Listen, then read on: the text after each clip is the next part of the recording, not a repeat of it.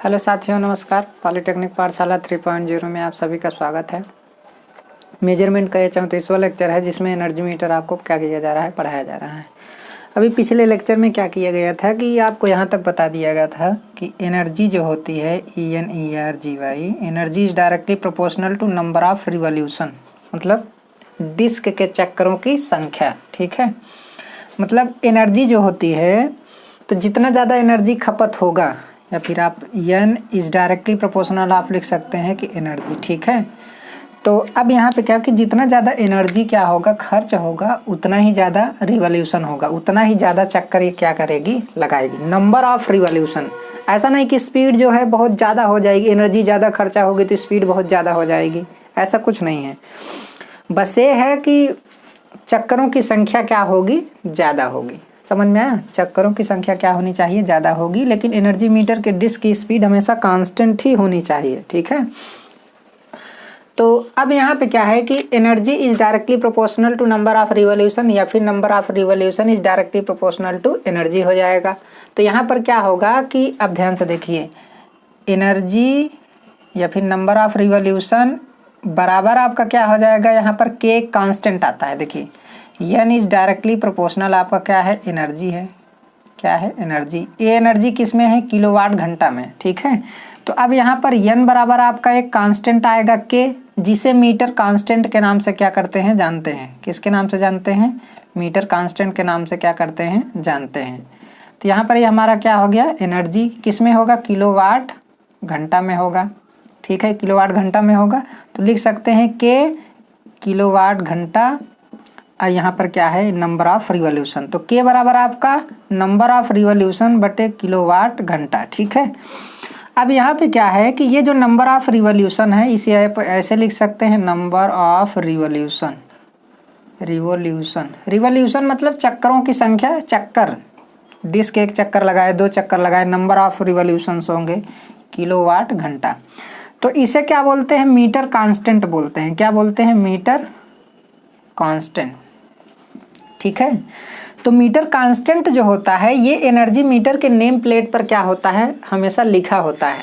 जैसे आपको metre constant ढूंढने की ज़रूरत नहीं पड़ती है, उसके नेम प्लेट पर क्या किया होता है, दिया होता है किसी भी एनर्जी मीटर का। ठीक है, तो यहाँ पर ये इसे क्या बोलते हैं, मीटर कांस्टेंट के नाम से क्या करते हैं, जानते हैं। अब यहाँ पे क्या है कि अगर मीटर कांस्टेंट का डिफिनीशन देंगे तो आप ये कह सकते हैं कि 1 किलोवाट घंटा बिजली खर्च होने में जितना रिवॉल्यूशन होगा, जितना नंबर ऑफ रिवॉल्यूशन होगा, उसी को हम क्या बोलेंगे, मीटर कांस्टेंट बोलेंगे। तो अगर 1 किलोवाट घंटा बिजली खर्च हो रही है तो यहाँ पर के बराबर आपका एन अपान क्या करेंगे, 1 करेंगे। तो 1 किलोवाट घंटा बिजली खर्च होने में जितना चक्र लगाएगी डिस्क, उसी को क्या बोला जाता है, मीटर कांस्टेंट बोला जाता है। समझ में आया? अब जैसे मीटर कांस्टेंट दिया है कि के बराबर आपका दिया है 1500 रिवॉल्यूशन।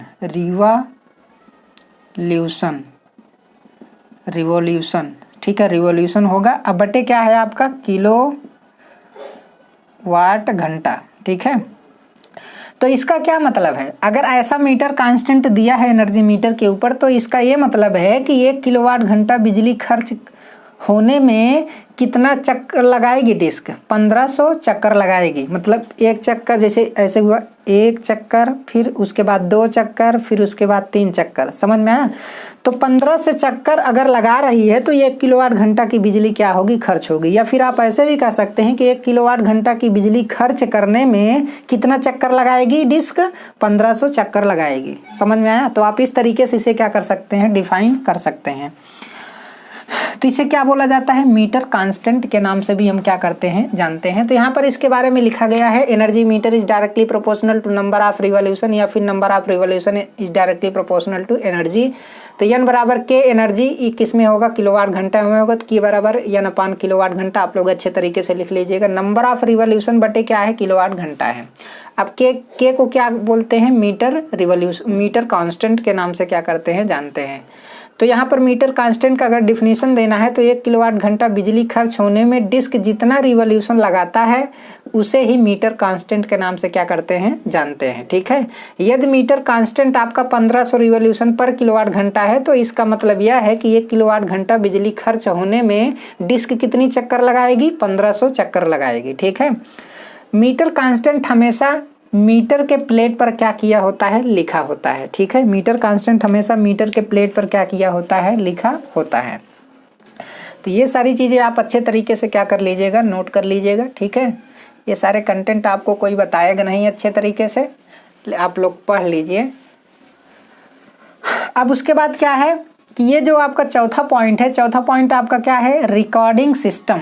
चौथा पॉइंट हमारा क्या है, रिकॉर्डिंग सिस्टम है। तो रिकॉर्डिंग सिस्टम क्या काम करता है कि ये एक ऐसा सिस्टम होता है जो डिस्क कंटिन्यूअस डिस्क के चक्करों की संख्या को क्या करता है, उसका रिकॉर्ड रखता है। उसको क्या करता है, उसकी चक्करों की संख्या को गिन के उसका रिकॉर्ड क्या करता है, रखता है। इसीलिए इसे रिकॉर्डिंग सिस्टम बोला जाता है। इसमें डिस्क के रिवॉल्यूशन का एक कंटिन्यूअस रिकॉर्ड रखा जाता है।